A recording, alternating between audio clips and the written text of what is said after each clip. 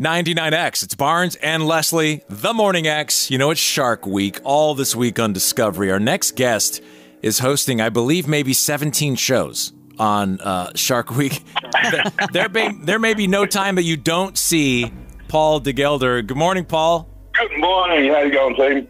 Doing good. Paul's Australian. You hear a little bit of that there. So you've got all these different shows because you have lived it, and that being a shark attack, and have really bounced back to be an inspirational guy and doing a whole lot of things. So we have a lot to unpack.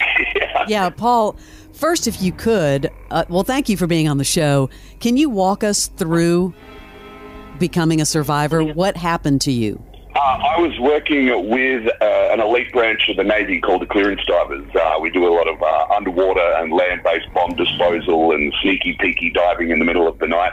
And we were conducting a counter-terrorism exercise in Sydney Harbour, right next to the Navy base. And I was on the surface of the water in my wetsuit and my flippers, and a 10-foot bull shark came up from underneath me and grabbed me by my right hand and the back of my right leg in the same bite, and decided it wanted them more than I did. And I thought that was pretty rude, and commenced to eat me alive. Highly would not recommend that to anyone. It hurts a lot.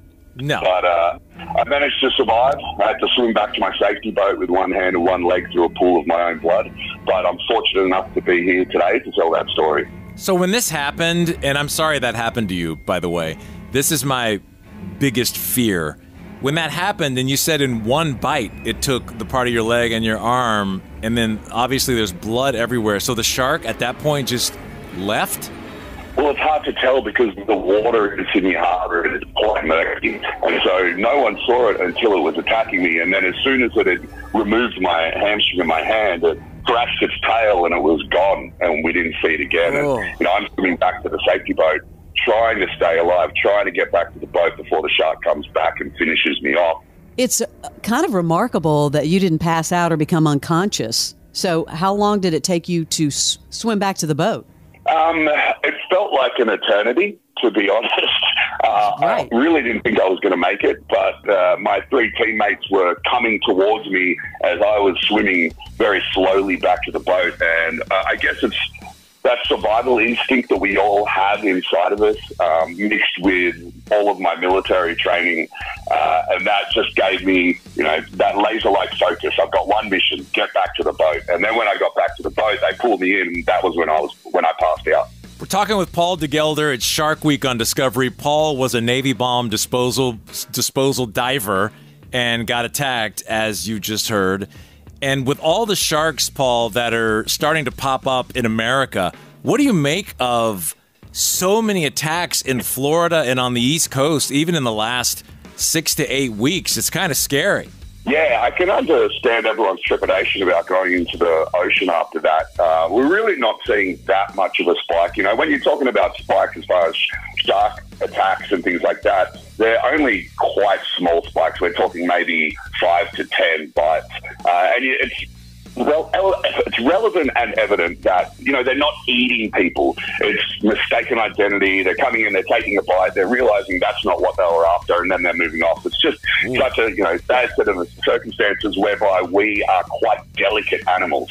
How long did it take your recovery? Because, this is pretty serious. Like, were you in recovery for how long? I had my leg for a week, and then I had to have it removed because I couldn't feel it. And then, so 2 days after that, I was trying to work out in my bed. And then I got out of hospital after 9 weeks, and then I was back at full-time work at the Navy Dive School after 6 months. That's unbelievable. You have prosthetics, obviously, on your arm and your leg, and you're fit as ever. I don't understand how physiologically you're able to stay so fit. Obviously you can work out. Does your body go into a weird off-balance thing when you're missing 2 limbs like that? Is it harder to work out?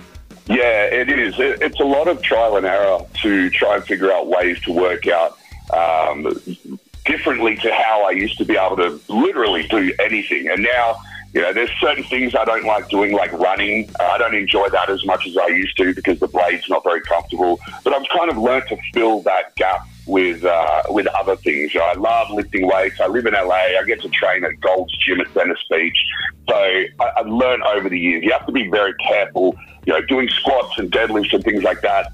I end up at the chiropractor trying to put my back into place. I'm getting a little older now as well, so I've got to look after myself. I've got a lot more shark shows to do, a lot of Shark Week to come, so I've got to take care of this whole body. Well, the perfect quote for you is from Mike Tyson, who said, "He has no fear."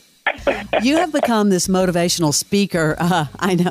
You've become a motivational speaker. During the year, how many, seminars or speeches do you give? As many as I possibly can. I really do feel like this story can help anyone in any walk of life, whether it's relationships or getting through your own life hurdles or even in business. And so, it's pretty crazy that my two greatest fears in life were sharks and public speaking, and now I'm literally a shark diving public speaker. Wow. Okay, the best advice you could give anyone listening, because we are close to the ocean in both directions here in Atlanta. We always hear you're supposed to punch the shark. What do we do if we come in contact with a shark? Look, if you come in contact with a shark, you don't want to punch it. You don't want to meet a predatory animal with aggression. Right. You want to just remove yourself from that environment as fast as you can. But, we like to think of ourselves as very intelligent, so let's use that intelligence. Let's use the tools we have at our disposal, i.e. technology. Find out if there's been any shark sightings in the area where you want to enter the ocean. Talk to the lifeguards. And if there has been sharks or negative shark interactions, then maybe just don't go in for a couple of days. Give the sharks time to move on. They're migratory species. They won't be there all the time. They're not going to take over your beaches. Just play it safe. Where did that come from where people tell you to punch a shark? I thought that was the dumbest advice ever. Is that a myth? Yeah. Well, look, if it's actually biting you, you want to do anything you can to get out of that. So you're going for the eyes, you're going for the gills, okay. They're the delicate parts. All right. The punch in the nose could possibly deter it, but sharks are really, really hard. And so you're probably going to hurt your hand more than the shark. Well, I know that people can see you all week on Discovery, the Shark Week, of course, on the Discovery Channel. But if people want to know more about you, you have a book, right, called Uncaged. I do. I have 2 books, Uncaged and Shark, Why We Need to Save the World's Most Misunderstood Predator. You can pick them up on Amazon. You can follow me on social media. My tag's just my name, Paul DeGelder. All right, Paul, it was a pleasure to meet you, and good luck Yes. with everything. We're going to be seeing you a lot this week on Shark Week. I look forward to it. Thank you very much, guys. I've been waiting for this all year. We're always hosted by John Cena. Shark Week starts Sunday, July 7th on Discovery. Now this is a holiday. And stream on Max. The Morning X with Barnes and Leslie. 99X.